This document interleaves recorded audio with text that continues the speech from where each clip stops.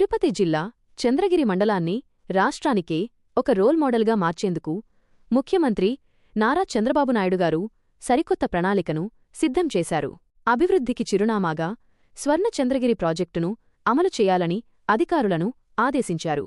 గతంలోనే ప్రయోగాత్మకంగా కందులవారిపల్లి, చిన్న రామాపురం మరియు రంగంపేట గ్రామాలను కలిపి స్వర్ణ నారావారిపల్లి కార్యక్రమం చేపట్టారు.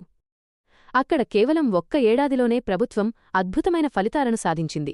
ప్రతి ఇంటికి 100% సౌర విద్యుత్ అందించడం, శాస్త్రీయ పద్ధతుల్లో పాడి పరిశ్రమను అభివృద్ధి చేయడం మరియు ప్రకృతి సేద్యాన్ని ప్రోత్సహించడం ద్వారా ఆ గ్రామాల్లోని ప్రజల తలసరి ఆదాయం 20% మేర పెరిగింది.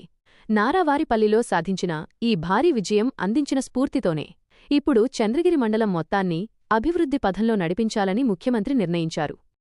దీనికోసం ప్రత్యేక ప్రణాళికలను సిద్ధం చేసిన ఆయన ఏడాదిలోపే ఆశించిన ఫలితాలను సాధించాలని అధికారులకు స్పష్టమైన దిశానిర్దేశం చేశారు. రాబోయే ఏడాది కాలంలో స్వర్ణ చంద్రగిరి ప్రాజెక్టు ద్వారా మండలంలోని ప్రతి గ్రామస్తుని జీవన ప్రమాణాలు మెరుగుపడనున్నాయి. ఆర్థికాభివృద్ధి, పర్యావరణ పరిరక్షణ మరియు ఆధునిక వసతులతో చంద్రగిరి మండలం ఒక అద్భుతమైన అభివృద్ధి నమూనాగా సాక్షాత్కరించబోతోంది.